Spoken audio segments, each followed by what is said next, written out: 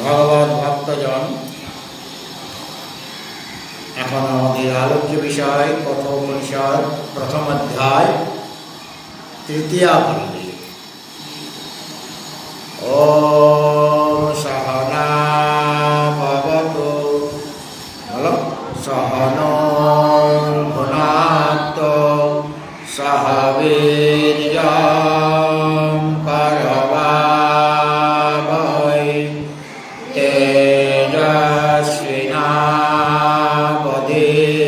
তেজস্বিনাবধীতমস্তু মা বিদ্বিষাবহৈ। ওম শান্তি শান্তি শান্তি। ওম নমো ভগবতে বৈবস্বতায় মৃতবে ব্রহ্মবিদ্যাচার্যায় নচিকেতসে চ। আমরা প্রথম অধ্যায়ের তৃতীয়া পল্লীর 10 এবং 11, 12 তিনটি শ্লোক পাঠ করব। 10, 11 এবং 12 তৃতীয় পল্লী। ইন্দ্রিয়েভ্যঃ পরাহ্যর্থাৎ অর্থেভ্যশ্চ পরং মনঃ মনসস্তু পরা বুদ্ধিঃ বুদ্ধিরাত্মা মহাन् পরঃ महतः परम् अव्यक्तात् पुरुषः परः पुरुषान्न परं किञ्चित् सा काष्ठा सा परा गतिः एषा सर्वेषु भूतेषु गूढो आत्मा न प्रकाशते दृश्यते त्वग्रया बुद्ध्या सूक्ष्मया सूक्ष्मदर्शिभिः।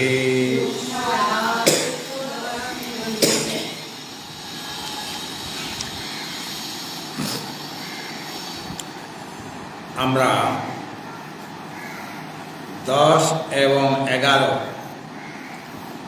এই দুইটি শ্লোক নিয়ে আজ আলোচনা করব।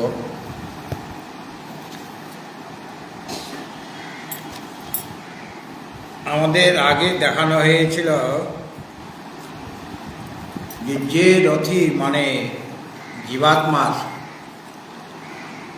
রথটাও ভালো। রথ হলো কি? রথ কি? শরীর। রথ কি? রথ হলো শরীর। শরীরটা ভালো দরকার কি না? শরীর যদি অসুস্থ থাকে তাহলে আমি আমার গন্তব্যস্থলে পৌঁছাতে পারবো? রাস্তাতেই পড়ে যাব মাথা করে। হ্যাঁ, কাজে রথটাকেও ঠিক রাখতে হবে, রথের কল কবজা ঠিক রাখতে হবে, আমরা যেন বিকল না হয়ে যাই। বিকল মানে, কল মানে হচ্ছে পার্টস, অংশ। আমার ভিতরে যদি কল কবজা নষ্ট হয়ে যায় তাহলে আমি বিকল হয়ে গেলাম, এই শরীরটা বিকল হয়ে গেল। আর যদি সব ঠিক থাকে তাহলে শরীরটা সকল হলো, মানে কলা সহিত। সকল শব্দের অর্থ আমরা বলি সকল মানে অল, ইংরেজিতে। আসলে সকল মানে কলা সহিত। কলা মানে পার্টস, অংশ। আমার শরীরের সব অঙ্গ প্রত্যঙ্গ ঠিক আছে, সচল আছে, কাজে আমি সকল, তা নাহলে আমি বিকল। রথটাও ঠিক রাখতে হবে কিনা, কেন রথের মাধ্যমেই তো রথই যাবে। লক্ষ্যস্থলে কে যাবে? গন্তব্যস্থলে রথই যাবে। কাকে অবলম্বন করেছে? রথটাকে। রথের মধ্যে বসে আছে। হেঁটে যেতে হবে না, বসে যাও। আমাদেরও গন্তব্য পথে যেতে গেলে শরীররূপী রথে বসে থাকতে হবে। আর বসে সেখানেই সাধনা। মানে রথ চলতে আরম্ভ করলো, রথের চাকা ঘুরবে না, চলবে না সামনের দিকে, অথচ রথ চলছে। এমন একটা রথ, যে রথটা কোনো দিকে চলছে না, না চললেও রথ চলছে। আমি এই রথের মধ্যে বসে আছি, চৈলা দিনে কুশোত্তরম করে ধ্যানে মগ্ন হয়ে গেছি। শরীরটা তো কোথাও যাচ্ছে না, তো সেখানে বসে আমি সাধনা করতে লেগে গিয়েছি। আত্মচিন্তন, শ্রবণ, মনন, নিদিধ্যাসন। রথটা এগিয়ে যাচ্ছে কিনা? যত আমি শ্রবণ, মনন, নির্দেশন করব, মানে আত্মচিন্তন করব, তত রথটা চলছে। দেখা যাচ্ছে না বাইরে থেকে, কিন্তু রথ চলছে। কোন দিকে যাচ্ছে? তদ বিষ্ণু পরমং পদম। সে বিষ্ণু পরম পদের দিকে রথ চলে যাচ্ছে। আর এই রথের মধ্যে আরো তিনটা জিনিস আমার অনুকূল হতে হবে। বুদ্ধিকে, বুদ্ধি হলে সারথি, সেটা যেন শুভ বুদ্ধি হয়, বিবেক বুদ্ধি, বিবেকযুক্ত বুদ্ধি হয়। আর মনরূপী লাগামটা সংযত হবে। আর ইন্দ্রিয়রূপী ঘোড়াগুলি বশীভূত থাকবে। তাহলে রথ এগোতে এগোতে, মানে রথ তো চলছে, ওরা টেনে নিয়ে যাচ্ছে। আর রথী কি করছে? রথের ভিতরে বসে সে নিজের স্বরূপের চিন্তনে মগ্ন হয়ে আছে। মনে করুন রথ চলছে, কিন্তু রথী যদি কোনো কাজ না করে, সে যদি চিন্তন না করে, সেই রথ যেদিকে যাক না কেন তার কি এসে যায়? কিন্তু তাকে তো নিজেকে তো শুদ্ধ হতে হবে কিনা। আমার সারথি ভালো, আমার লাগাম ভালো, ঘোড়া ভালো, আমি নিজে যদি ভালো না হই, তাহলে ওইগুলি দিয়ে কী কাজ হবে? কাজে শরীরটাও ভালো। তো শরীর, বুদ্ধি, সারথি আর মনরূপী লাগাম, ইন্দ্ররূপী ঘোড়া সব ঠিক আছে। সে রথের মধ্যে যিনি বসে আছেন, তিনি তো সাধক, জীবাত্মা, তিনি সাধনা করছেন। কিসের সাধনা? এগিয়ে যাওয়ার সাধনা। তার পরম গতি, পরম প্রাপ্তব্য বস্তু, সর্বাপেক্ষা যেটা শ্রেষ্ঠ বস্তু, সেটা থেকে পেতে হবে। শরীর না থাকলে শ্রবণ, মনন, নির্দেশন করা যাবে না, চিন্তন হবে না।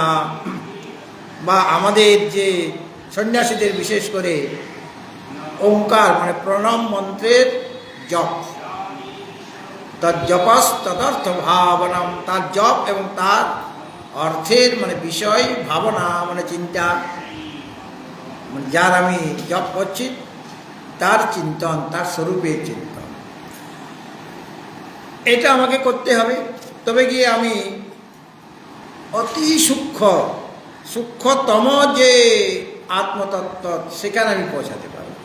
এটা অত্যন্ত সূক্ষ্ম, এবং সেই সূক্ষ্মতম যে আত্মা বা পরমাত্মা, সেখানেই এই জীবাত্মা পৌঁছাবে। মানে তার স্বরূপটি সাক্ষাৎকার করবে, এবং সেই পরমাত্মা যে আমি, এটা সে অনুভব করবে। সুতরাং সেই যে বিষ্ণুর পরম পদ, আগে যে বলা হয়েছিল ওই 8 নম্বর মন্ত্রে, এই 9 নম্বর মন্ত্রে, সো অধ্যন পরম পারম আপনোতি তদ বিষ্ণু পরমং পদম। সে বিষ্ণুর পরম পদ। বিষ্ণু মানে ব্যাপনশীল, যিনি মানে সর্বত্র ব্যপ্ত হয়ে আছে, সর্বদেশে, সর্বকালে, সর্ববস্তুতে যিনি ব্যপ্ত হয়ে আছেন, তিনি হলেন বিষ্ণু, মানেই ব্রহ্ম। হ্যাঁ, তাকে ভাষ্যকার বাসুদেব বলেছেন, বাসুদেবাখ্য, বাসুদেব বলেছেন। তাহলে বিষ্ণুও যা, বাসুদেবও তাই, আর পরমাত্মাও একই, পরব্রহ্ম একই। পরব্রহ্ম সমস্ত দেশে, সমস্ত কালে, সমস্ত বস্তুতে আছেন কি না? আছেন। সুতরাং সেই যে পরম পদ, সেই পরম পদকে তো আমাকে লাভ করতে হবে। সেটাই 9 নম্বর মন্ত্রে বলা হয়েছে, তৎ বিষ্ণু পরমংসো অধ্যন পারম আপনতি তৎ বিষ্ণু পরমং পদম। সেই বিষ্ণুর পরম পদে আমার প্রাপ্তব্য, সেটাকে আমাকে লাভ করতে হবে। এখন কি পদ্ধতিতে আমি সেটাকে লাভ করব, আমার পদ্ধতিটা কি, মানে সাধনার ক্রমটা কীরকম, কোন সোপানের সাহায্যে আরোহণ করব সেখানে। সোপান মানে সিঁড়ি, সোপান চাই আমার। 2 রকমের সোপান আছে। একটা আপনাকে ম্যানুয়াল, মানে হেঁটে হেঁটে যেতে হবে। প্রথম সিঁড়ির প্রথম ধাপে পা দিলেন, তারপরে দ্বিতীয় ধাপে পা দিলেন, তারপরে তৃতীয় ধাপে পা দিলেন। এইভাবে তো আপনি 2 তলায় বা 3 তলায় চলে যেতে পারেন। আরেকটা সোপান আছে স্বয়ংক্রিয়, আপনি শুধু একটা ধাপে পাটা দেখিয়ে দিন কোনোরকমভাবে, 2টা পা একসাথে দেখিয়ে দেবে না, তারপরে চলতে আরম্ভ করলো। চলন্ত সোপান, এটা ইংরেজি নাম কি বলে? লিফট নয়, কি নাম? হ্যাঁ, এসকালেটার। আর লিফটটা আলাদা জিনিস। লিফটের জিনিসটা আলাদা। লিফটও আমি মানে শব্দটা ব্যবহার করতে পারি, কিন্তু 3টা জিনিস আলাদা আলাদা। লিফট আলাদা, আর এক্সকালেটার আলাদা, আর এমনি সিঁড়ি আলাদা। 3 রকমের পদ্ধতি আছে উপরে ওঠার জন্য। তো সে কীরকম সোপানেরকে অবলম্বন করে আরোহণ করতে হবে, কোন পদ্ধতিতে সেই বিষ্ণুর পরম পদকে আমি লাভ করতে পারব, তার জন্য কিছু দিগদর্শন চাই। কীভাবে করব আমি, মানে সাধনার পদ্ধতিটা, সেটা এখন শেখাবেন। এই জন্য ভাষ্যকার বলছেন যে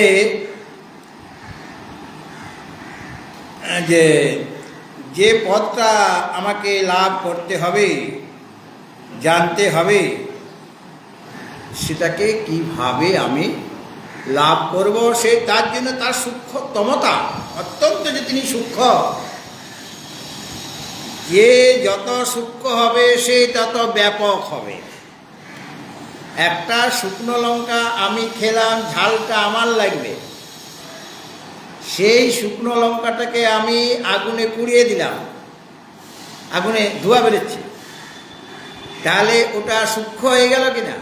লঙ্কাটা সূক্ষ্ম হয়ে গেল। এখন কতজন লোক কাশবে? ওখানে আশেপাশে যত লোক আছে সব কাশতে আরম্ভ করবে কিনা?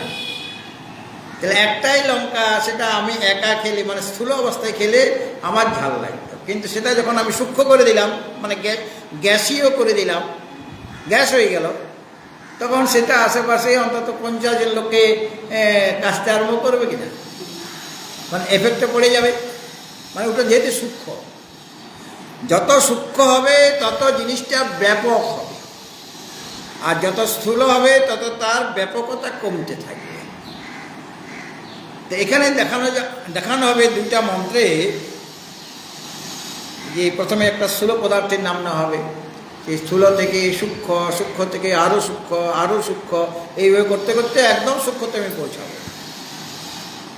সেই সোপানটা দেখানো হবে এই 2টা মন্ত্রে, এবং তাকে লাভ করতে হবে। সেই যে অত্যন্ত সূক্ষ্মতম জিনিস, তিনি আছেন কোথায়, এটা আমি প্রায় প্রবচন করার সময় বলি। সেটা তোমরা মন্ত্রটা এখানে পেয়ে গেলে, যারা ঈশ্বর কেন কঠোর কিছু উপনিষদ পড়া থাকবে না যাদের, তারা আমার প্রবচনের সময় বুঝতে পারো ওটা তো ওই জায়গায় আছে, ওটা তো ওই জায়গায় আছে, মহারাজ তো আগের জিনিস পুরোনো জিনিসগুলোই বলছে। হ্যাঁ, এরকম মনে হয়। দেখো মনে পড়ে কিনা, এষ সর্বেষু ভূতেষু গূঢ় আত্মান প্রকাশতে দৃশ্যতে তগ্রয়া বৈদ্যা সূক্ষ্ময়া সূক্ষ্মদর্শী, মাঝে মাঝে বলি কিনা, সেটা দেখো এই 12 নম্বর শ্লোকে রয়ে গেছে। হ্যাঁ, এখানে 12 নম্বর শ্লোকে ওই মন্ত্রটা কঠোপরিচিত মন্ত্র, এটা প্রসিদ্ধ মন্ত্র। এই যে সূক্ষ্মতম যে আত্মা, সর্বাপেক্ষা সূক্ষ্মতম হলেন আত্মা, মানে পরব্রহ্ম। তিনি সমস্ত প্রাণীর মধ্যে গূঢ় হয়ে আছেন, মানে গুপ্ত রূপে রয়েছেন, যেটা ভগবান বললেন গীতায়, ঈশ্বরা সর্বভূতানাম হৃদেশের যিনি তিষ্ঠতি। জিনিসটা তিনি পেলেন কোথায়? এখান থেকে পেয়েছেন। হ্যাঁ, এখানে উপনিষদে বলা হয়েছে, গীতা তো উপনিষদের সার, সর্ব উপনিষদ গাব দুগ্ধা গোপালনন্দনা পার্থ বৎস সুধীর ভোক্তা দুগ্ধম গীতামৃতং মহৎ, সমস্ত উপনিষদের সার। কাজে ঈশ্বর থেকে, কেন থেকে, কঠ থেকে, অন্যান্য উপনিষদ থেকে গীতা নেওয়া হয়েছে। উপনিষদের সার অংশটা তিনি গীতার মধ্যে রেখে দিয়েছেন। সুতরাং এখানে বলা হলো কঠ উপনিষদে, এই যে আত্মা, তিনি এসব আত্মা সর্বেষু ভূতেষু গূঢ়, সমস্ত ভূত মানে প্রাণী, সমস্ত প্রাণীর মধ্যে গুপ্ত রূপে রয়েছেন, মানে লুকিয়ে আছেন। যে যত ব্যাপক সে তার লুকাবা খুব সহজ, তাকে তো দেখা যাবে না, ব্যাপক জিনিসটাকে দেখা যাবে না, সূক্ষ্মতম জিনিসটাকে দেখা যাচ্ছে না, কিন্তু আছেন কোথায়? সব জায়গাতেই আছে। আর কঠ গ্রন্থে আগে বলা হয়েছে তিনি হৃদয় গুহার মধ্যে অনুপ্রবিষ্ট হয়ে আছেন। তাকে অঙ্গুষ্ঠ পুরুষও বলা হয়েছে, এই উপনিষদে বলা হবে তাকে অঙ্গুষ্ঠ মাত্র পুরুষ বলা হবে। তো তিনি সমস্ত ভূতের বা প্রাণীর মধ্যে গুপ্ত রূপে রয়েছেন বলেই প্রকাশিত হচ্ছে না, গুপ্ত রূপে রয়েছেন। কেননা তাকে তো সূক্ষ্মতম হওয়াতে তাকে আমি দেখতে পাচ্ছি না। এই যে আমার আবহাওয়ার মধ্যে অনেক ধূলিকণা রয়েছে, অনেক জীবাণু রয়েছে, সেগুলি খালি চোখে দেখতে পাচ্ছি।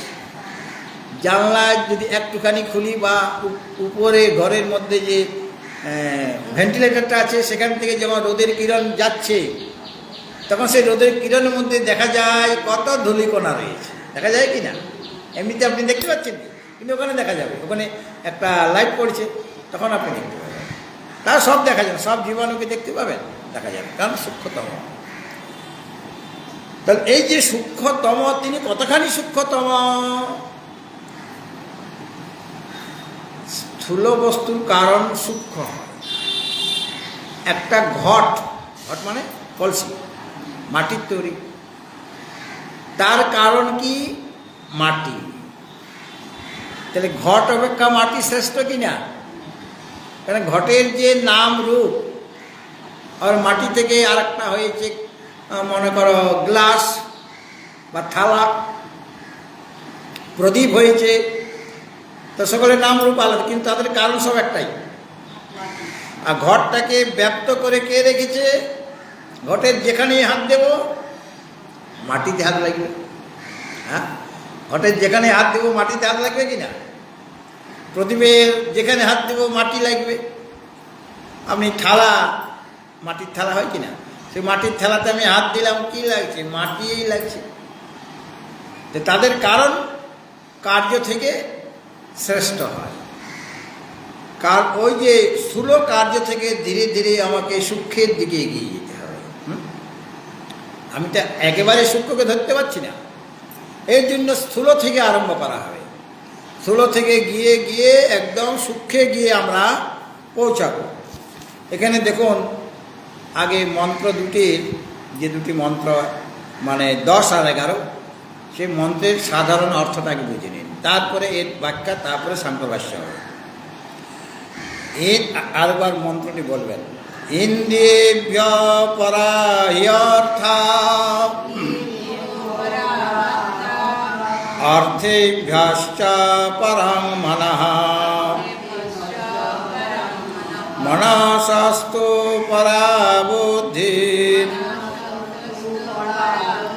বুদ্ধিরাত্মা মহান পরঃ মহতা পরম অব্যক্তম অব্যক্তাৎ পুরুষা পরঃ পুরুষান্ন পরং কিঞ্চিৎ সা কাষ্ঠা সা পরা গতিঃ। প্রথমে ইন্দ্রিয় থেকে আরম্ভ করছি। ইন্দ্রিয়গুলিকেও দেখা যায় না, কিন্তু ইন্দ্রিয়গুলিকে দেখা যায়, চক্ষুর ইন্দ্রকে দেখা যাবে, যেটা আমি দেখতে পাচ্ছি, আমার চোখটা আমি দেখতে পাচ্ছি আয়নাতে,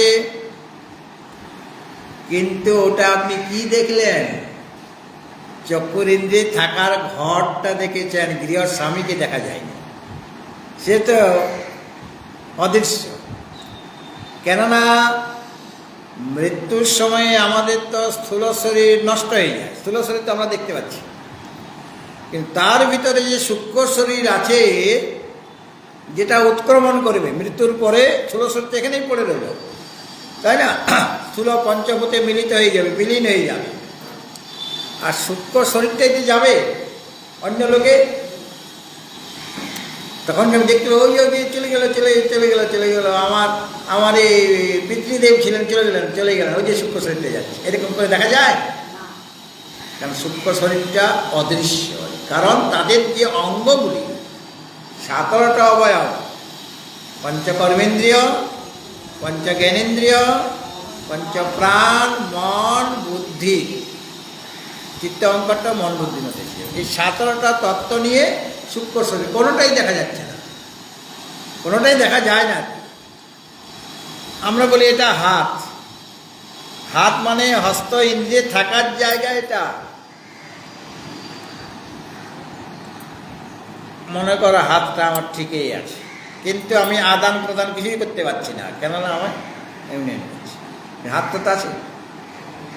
তার মানে ওই যে ইন্দ্রিয়, যেটা পানি ইন্দ্রিয়, সেটা কোনো কারণে রুষ্ট হয়ে আছে, সে তো মারা যায়নি, নষ্ট হয়নি, সে আছে, কিন্তু সে কার্য সক্ষম নয়, কার্য করতে পারছে না, কেননা তার ঘরটা খারাপ থাকাতে সে কাজটা করতে পারছে না, ঘরটা খারাপ হয়ে গেছে। সেরকম চক্ষুর ইন্দ্রিয়, ঘরটা যদি কোনো খারাপ হয়ে থাকে তাহলে চক্ষুর ইন্দ্রিয় হয়তো দেখতে পাবে না, কিন্তু চক্ষুর ইন্দ্রিয় থাকবে, ইন্দ্রিয়টা আছে। কেন? সূক্ষ্ম শরীর তো ওই 17 জিনিস দিয়ে গঠিত হবে। কেউ যদি অন্ধ হয় তাহলে তার সূক্ষ্ম শরীর থেকে 16টা অঙ্গ দিয়ে তৈরি হবে, 17টাই। কেননা মনে করুন পিতাও অন্ধ, মাতাও অন্ধ, তাদের মধ্যে বিবাহ হয়েছে, ছেলে মেয়েগুলি কি অন্ধ হয়ে যায়? হয় কি? হয় না, সাধারণত হয় না, ভাগ্য খারাপ থাকলে হবে, কিন্তু সাধারণত হয় না। মানে তার ইন্দ্রিয় আছে, কিন্তু সেটা কার্য করছে না, কার্য করতে কোনো কারণে রুষ্ট হয়ে আছে, সেই অধিষ্ঠাত্রী দেবতা রুষ্ট হয়ে আছে। যাই হোক, তো এখানে বলা হলো ইন্দ্রিয়গণ অপেক্ষা অর্থা পরাহা মানে শ্রেষ্ঠ। অর্থ মানে সূক্ষ্মভূত, কেননা এই ইন্দ্রিয়গুলি কোথা থেকে উৎপন্ন হয়েছিল? মনে আছে আমার যে প্রথমে তস্মাৎ বা এই তস্মাৎ আত্মন আকাশ সম্ভূত, তাই না? প্রথমে আকাশ উৎপন্ন হলো, আকাশ থেকে বায়ু, বায়ু থেকে অগ্নি, অগ্নি থেকে জল, জল থেকে পৃথিবী। প্রথমে সূক্ষ্ম, পরে স্থূল হবে, যখন পঞ্চীকৃত হবে তখন ওটা স্থূল হবে। এবং তার প্রক্রিয়া আপনারা জানেন কীভাবে পঞ্চীকরণ হয়। নিজের ভাগের অর্ধেকটা, বাকি অর্ধেকটা 4 ভাগে ভাগ করে অন্য 4 জনকে দিয়ে দেওয়া হলো, এরকমভাবে আপনি জানেন। তো যখন সূক্ষ্মভূত ছিল, মানে মিলিত হয়নি, পঞ্চীকৃত হয়নি, আর যেহেতু আসলে অজ্ঞান থেকে উৎপন্ন হচ্ছে, পরমাত্মাকে আশ্রয় করে অজ্ঞান থেকে উৎপন্ন হচ্ছে। আর অজ্ঞানটা ত্রিগুণাত্মিকা, সেখানে সত্য, রজ, তম 3টা গুণ আছে। কাজেই সুতাটা যদি লাল হয় তাহলে বস্ত্রটা কি রঙের হবে? লাল হবে, কারণ লালিমাটা তার কারণের মধ্যে রয়েছে। কাজে কার্যের মধ্যে লালিমা এসে যাবে কি না? সেরকম আমার কারণ ছিল অজ্ঞান। ওখানে যদিও বলা হয়েছে তস্মাৎ বা এই তস্মাৎ আত্মন আকাশ সম্ভূত, আত্মা থেকে আকাশ উৎপন্ন। আসলে আত্মা থেকে কিছু উৎপন্ন হয় না, কিন্তু আত্মা না থাকলে কিছু উৎপন্ন হবে না। আত্মাকে অধিষ্ঠান করে অজ্ঞান থেকে আকাশ, আকাশ থেকে বায়ু। তাহলে এই যে অজ্ঞান থেকে আকাশ হলো, অজ্ঞান তো ত্রিগুণাত্মিকা, তার মধ্যে সত্য, রজতম 3টে গুণ আছে। কাজে ওই গুণগুলি আকাশের মধ্যে এসে যাবে কিনা, তার মধ্যেও সত্য রজতম থাকবে। তারপরে বায়ু, বায়ুর মধ্যে সত্য রজতম। তারপরে অগ্নি, অগ্নির মধ্যেও সত্য রজতম। তারপরে জলের মধ্যে সত্য রজতম। তারপরে পৃথিবী বা মাটি, তার মধ্যেও সত্য রজতম। তো প্রত্যেকটার মধ্যে 3টা গুণ রয়েছে, কেননা কারণের মধ্যে 3টা গুণ ছিল, সেই গুণগুলি ওদের মধ্যে এসে গেছে। এখন আকাশের তো 3টা বিভাগ হয়ে গেল, মানে আকাশের সত্য অংশ, রজ অংশ, তম অংশ। আমার মনে করো ইন্দ্রিয়গুলি উৎপন্ন হবে। দেখুন এখানে সূক্ষ্মভূতের ক্রমটা কি সৃষ্টির? আকাশ, বায়ু, অগ্নি, জল, পৃথিবী। কাজে আমি যখন পঞ্চ জ্ঞানেন্দ্রিয়ের কথা বলবো তখন কিন্তু ওই ক্রমে বলতে হবে। চক্ষু কোণ নাসিকে বললে হবে না। শ্রোত্র, ত্বক, চক্ষু, জিহ্বা, নাসিকা, এই হলো ক্রম। আমি যদি উল্টোপাল্টা বলি তাহলে এর সাথে মিলবে না। কেননা ওই যে আকাশের যে সত্য অংশ থেকে আমার কর্ণ ইন্দ্রিয় উৎপন্ন হলো, মানে সত্য ইন্দ্রিয়। কাজে সত্য ইন্দ্রিয়কে প্রথমে বলতে হবে, যেহেতু প্রথমে ওখানে আকাশ আছে। আর বায়ুর সত্য অংশ থেকে ত্বগিন্দ্রিয় উৎপন্ন হলো। ত্বগিন্দ্রিয় মানে চামড়াটাই ত্বগিন্দ্রিয় নয়। মনে করো আমার চামড়াটা কোনো কারণে উঠে গেছে, আগুন লেগে গেছে, পুড়ে গেছি আমি, তো চামড়াটা তো আমার নষ্ট হয়ে গেছে, মানে এখন নষ্ট হয়ে গেছে। মনে করো এখন অন্য চামড়া গজাই, তাহলে পর কি ওই জায়গাটায় আমার স্পর্শ অনুভব হবে না? শীতল দিলে কোনো জল, শীতল জল দিলে অনুভব হবে না? চামড়াটা তো নাই। গরম জল ঢাললে আর যদি নুনের ছিটা দিয়ে দেওয়া হয়, মা গো বাবা গো এমনিতেই আমার পুড়ে গেছে, তারপর নুনের ছিটা। তার মানে সেখানেও ত্বগিন্দ্রিয় আছে। চামড়াটা ত্বগিন্দ্রিয় নয়, এর মধ্যে ত্বগিন্দ্রিয় আছে। আর এই চামড়াটা উঠে গেলেও কোনো কারণে অন্য যে অংশ সেখানেও ত্বগিন্দ্রিয় আছে, ইন্দ্রিয়টা আছে। সেই ত্বগিন্দ্রিয়ের যে সত্য অংশ থেকে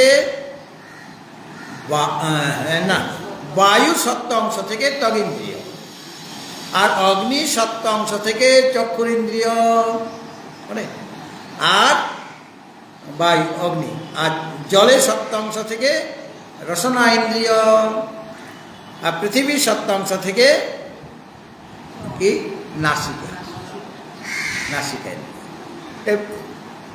আমার যত জ্ঞানেন্দ্রিয় সব সত্য অংশ থেকে উৎপন্ন হয়েছে, মনে রাখবে।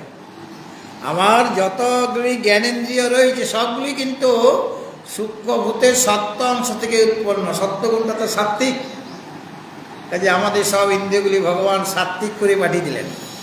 হ্যাঁ, সব ইন্দ্রিয়গুলি সাত্ত্বিক করে পাঠিয়ে দিলেন। কেন? এরা মানুষ হয়ে জন্মাইছে, তো কাজে এদের তো সত্যগুণ আশ্রয় না করলে আমাকে লাভ করবে কেমন করে? তারপরে মনে করো কর্মেন্দ্রিয়গুলো, ওদের কাজ করে খেতে হবে।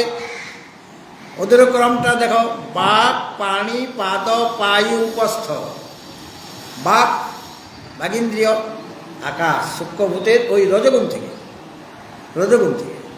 আর বায়ু রজগুণ থেকে পানি, বাক পানি। আর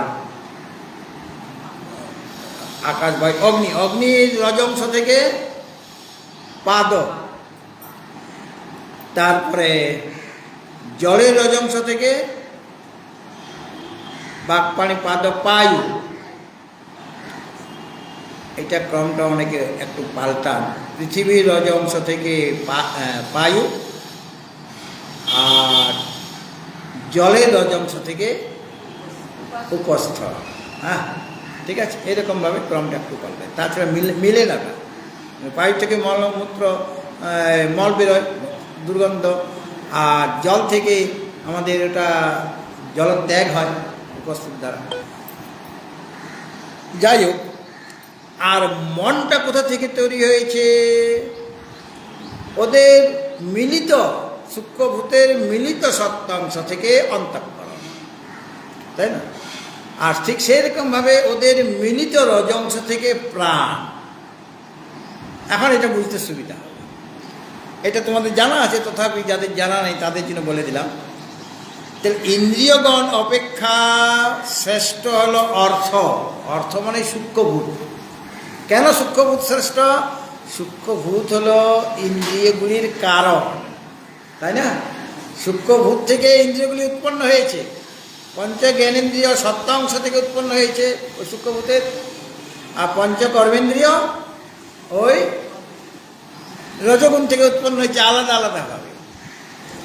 সুতরাং কার্য অপেক্ষা কারণ শ্রেষ্ঠ হয় কি না? কার্য অপেক্ষা কারণটা শ্রেষ্ঠ হয়। কারণটা আরও ব্যাপক। ঘর তো কেবল ওই ঘটাকার যেটা আছে সেই ঘটের মধ্যেই আছে, সে তো আর ওই ইয়ের মধ্যে নেই, প্রদীপের মধ্যে নাই ঘট। প্রদীপের মধ্যে ঘট আছে, আর মাটির যে থালাটার মধ্যে ঘট আছে, ঘরটা একটা জায়গাতে আছে, কিন্তু মাটিটা সব জায়গাতেই আছে। মাটি ঘটও আছে, মাটি ওই থালাতেও আছে, মাটি প্রদীপও আছে, মাটি ওই গ্লাসটার মধ্যেও আছে। তাহলে কার্য অপেক্ষা কারণ শ্রেষ্ঠ হয়। তাহলে এখানেও শ্রেষ্ঠ হয়ে গেল ইন্দ্রিয়, মানে ওদের তুলনায় যদিও ইন্দ্রিয়গুলি অদৃশ্য, মানে সূক্ষ্মই বটে, তথাপি ওইগুলিকে আমরা একটু ধারণা করতে পারছি। সে ইন্দ্রিয় অপেক্ষা সূক্ষ্মভূত শ্রেষ্ঠ। কেন? সূক্ষ্মভূত থেকে ইন্দ্রিয়গুলির উৎপত্তি হয়েছে। ঠিক আছে। আবার অর্থেভ্যস্য মনঃ পরম, অর্থ মানে ওই যে সূক্ষ্মভূত থেকে মনটা হলো উৎকৃষ্ট। এখানে একটু বলার আছে, মনটাও তো সূক্ষ্মভূত থেকে উৎপন্ন হয়েছে, ওদের মিলিত সত্য অংশ থেকে উৎপন্ন হয়েছে, হ্যাঁ না? বুদ্ধিও সেই রকমই, বুদ্ধিটা একই জিনিস। অন্তঃকরণের চারটে ভাগ, মন, বুদ্ধি, চিত্ত, অহংকার। ওখানে যেমনভাবে এই যে আমার 10টা ইন্দ্রিয়, পঞ্চ জ্ঞানেন্দ্রিয় আর পঞ্চ কর্মেন্দ্রিয় অপেক্ষা সূক্ষ্মভূত শ্রেষ্ঠ। কেন না? সূক্ষ্মভূত থেকে ওই ইন্দ্রিয়গুলির উৎপত্তি হয়েছিল, এই জন্য শ্রেষ্ঠ সূক্ষ্মভূত। কিন্তু এখানে যে বলা হলো যে সূক্ষ্ম এই অর্থ অপেক্ষা, মানে সূক্ষ্মভূত অপেক্ষা মন শ্রেষ্ঠ। মনটাও তো সূক্ষ্মভূত থেকে উৎপন্ন হয়েছে, তাই না? তাহলে এটা কিভাবে বুঝব? বলে দেখো, অর্থেভ্যস্য পরং মন, এই কথা বলা হয়েছে তো, মানে অর্থ থেকে, মানে সূক্ষ্মভূত থেকে মনটা হলো শ্রেষ্ঠ। এখন সূক্ষ্মভূতের যে এক একটা সূক্ষ্মভূতের সত্যাংশ থেকে এক একটা জ্ঞানেন্দ্রিয় হয়েছে, আগে বললাম, আর এক একটা সূক্ষ্মভূতের রজংশ থেকে কি হয়েছে? কর্মেন্দ্রিয়, 5টা। আর সকল সূক্ষ্মভূতের সত্যাংশ থেকে মনের উৎপত্তি হয়। সমস্ত সূক্ষ্মভূতের মিলিত যে সত্যাংশ থেকে কি হলো? মন বা অন্তঃকরণ। এখানে মন বলতে কি বোঝায় না? সূক্ষ্ম যে ভূতের কার্যকে বোঝানো হচ্ছে না। মন বলতে যদি ওই সূক্ষ্মভূতের কার্য যে মন, সে মনকে বোঝানো হয় না। কেন? মনের উপাদান, মানে মনের কারণ কি? সমষ্টি সূক্ষ্মভূতের সত্যাংশ, মানে মনের উপাদান কি না? সমষ্টি সূক্ষ্মভূতের সত্যাংশ বলে বুঝতে হবে। অর্থাৎ আমি যখন বললাম যে ইন্দ্রিয় অপেক্ষা অর্থ শ্রেষ্ঠ, মানে সূক্ষ্মভূত শ্রেষ্ঠ, ঠিক আছে? আর সূক্ষ্মভূত অপেক্ষা অর্থেভ্যস্য পরং মনঃ, মানে সূক্ষ্মভূত অপেক্ষা মন শ্রেষ্ঠ। কিন্তু আমাদের মনে প্রশ্ন জাগলো, মন তো সূক্ষ্মভূতেরই কার্য, কিন্তু কার্য অপেক্ষা তো কারণেই শ্রেষ্ঠ হয়, তাহলে মন অপেক্ষা তো সূক্ষ্মভূতেই শ্রেষ্ঠ হওয়া উচিত ছিল। কিন্তু সেটা বলা হচ্ছে না, মনকে শ্রেষ্ঠ বলা হচ্ছে, মানে সমস্ত সূক্ষ্মভূতের সত্যাংশ মিলিত হয়ে মন বা অন্তঃকরণের সৃষ্টি হয়েছে। এখানে মন বলতে সূক্ষ্মভূতের কার্য যে মন, সেটাকে বোঝানো হয়নি। কাকে বোঝানো হয়েছে না? মনের যে উপাদান, মানে সমষ্টি সূক্ষ্মভূতের সত্যাংশ, ওটাকে বলা হয়েছে। সমষ্টি সূক্ষ্মভূতের যে সত্যাংশ, ওইটাকে বলা হয়েছে।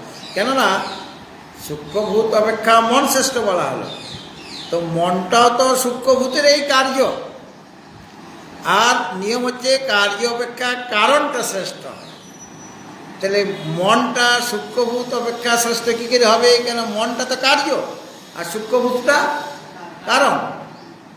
বলে ওই রকমভাবে বুঝলে চলবে না। এখানে মনটা সমষ্টি সূক্ষ্মভূতের সত্যাংশ থেকে উৎপন্ন হয়েছে, কাজে এখানে সূক্ষ্মভূতের যে কার্য মন, সেই মনটাকে বলা হয়নি, কিন্তু কাকে বলা হয়েছে?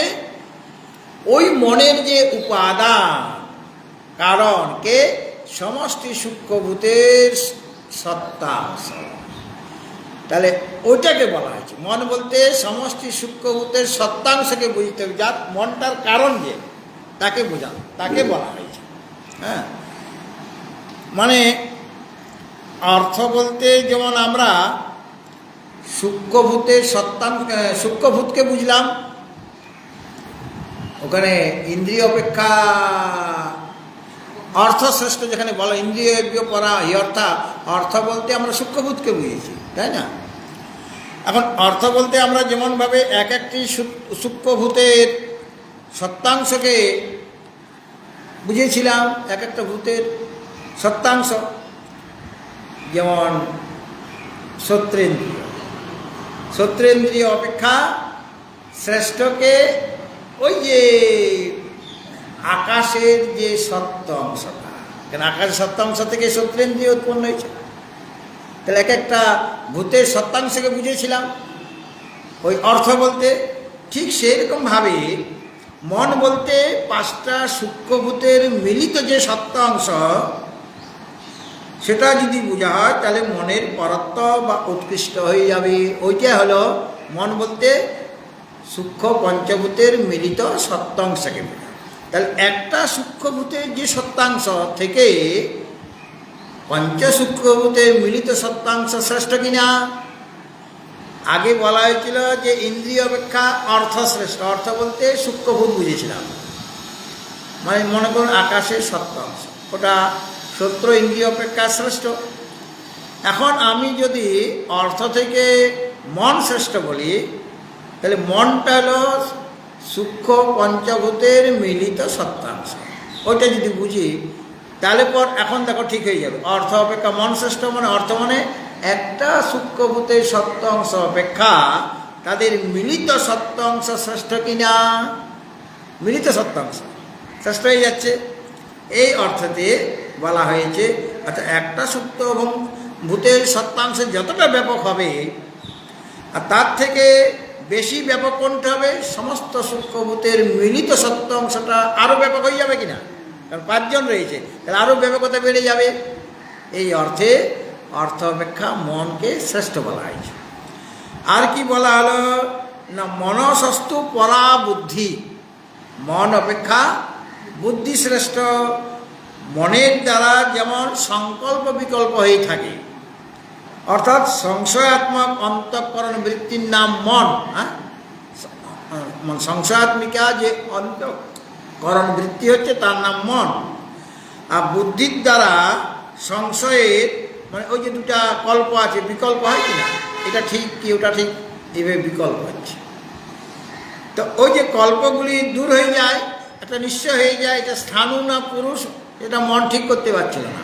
বুদ্ধি ঠিক করে দিলে হয় সে স্থাণু বলবে অথবা পুরুষ বলবে, যে কোনো একটা কল্পকে দূর করে দেবে। মানে অপশান, 3-4টা অপশান ছিল মনে কর, তার মধ্যে একটা অপশানকে সে নির্ণয় করে দেবে বুদ্ধি। আর মনের কাছে 5টা অপশান কোনটা ঠিক বুঝতেই পারছে না, আর বুদ্ধি সেই 5টা অপশানের মধ্যে একটাকে চিহ্ন দেবে কিনা, কারেক্ট চিহ্ন দেবে কিনা, ওইটা নিশ্চয় করে দেবে। তো নিশ্চয়াত্মিকা অন্তঃকরণ বৃত্তি হচ্ছে বুদ্ধি, কাজে মন অপেক্ষা বুদ্ধি শ্রেষ্ঠ। বুদ্ধির দ্বারা যখন সংশয় অপেক্ষা সূক্ষ্মতর কার্য হলো নিশ্চয় করা, সংশয় থেকে নিশ্চয়টা শ্রেষ্ঠ কিনা?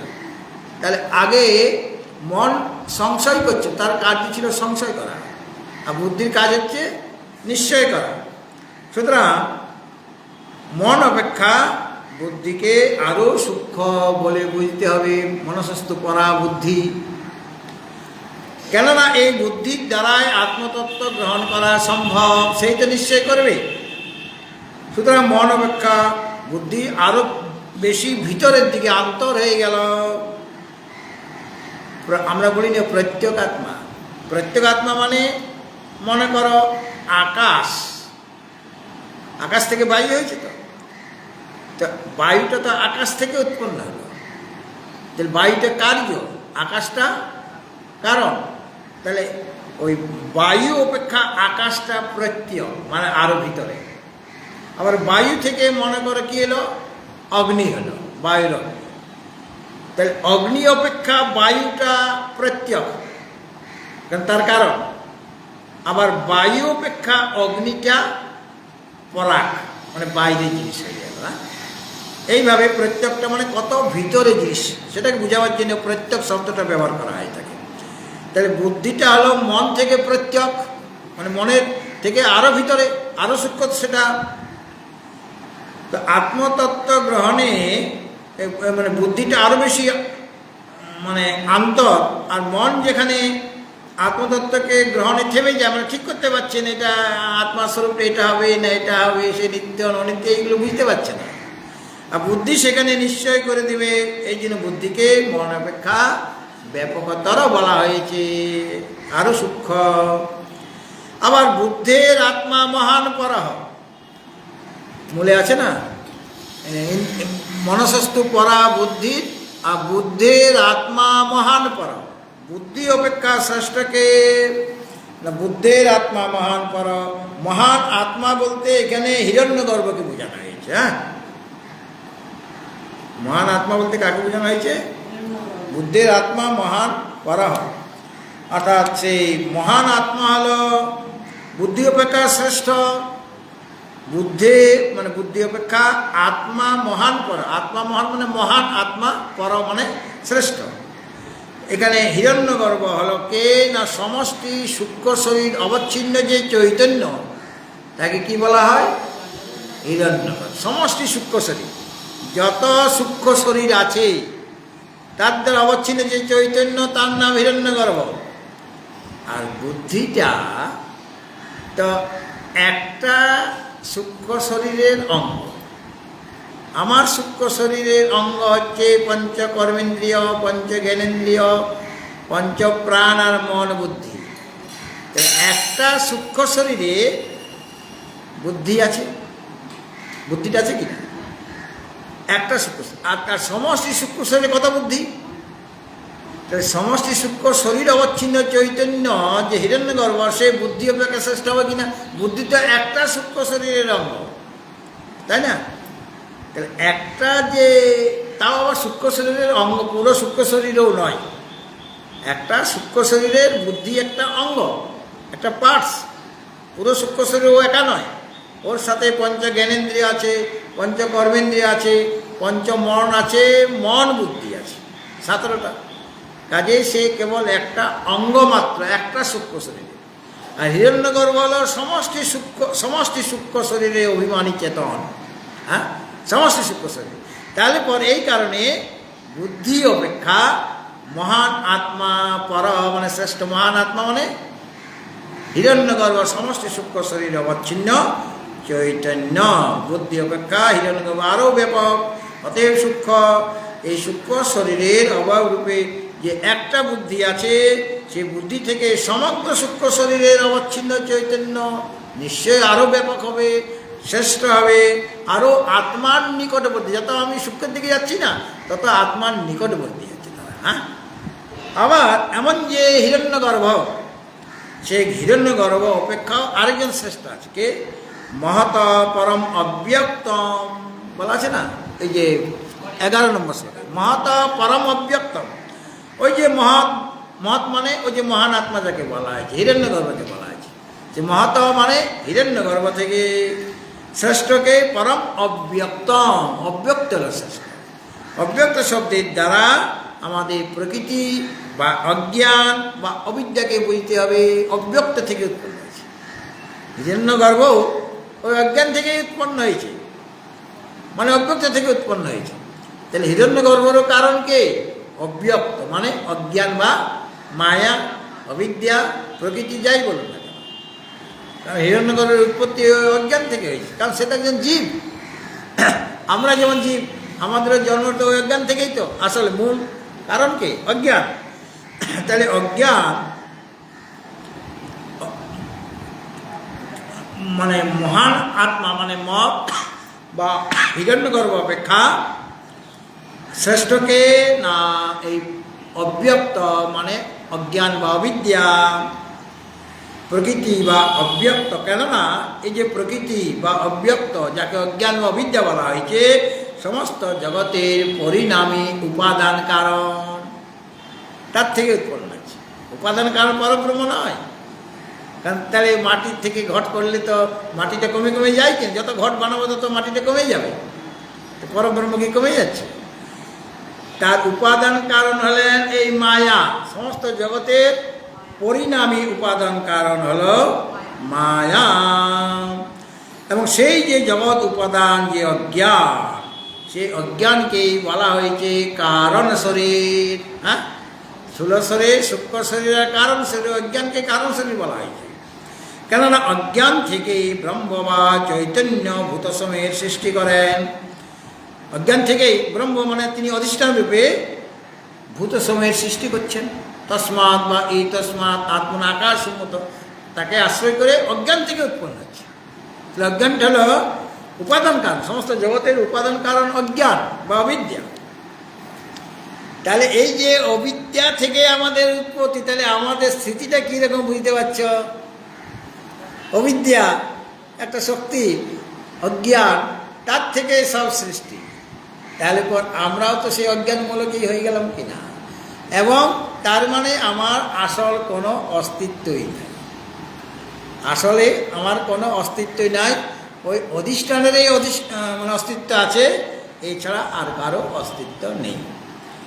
তো এটার মহত্ব পরম অব্যক্তম বলা হয়েছে। তারপরের অংশটা আমি আগামীকাল আলোচনা করব এবং সেটা সম্পূর্ণ করে আচার্য শঙ্করের যে ভাষ্য আছে, যদি সম্ভব হয় পুরোটা করব, বা যতখানি সম্ভব আগামীকাল এর পরবর্তী অংশ করব।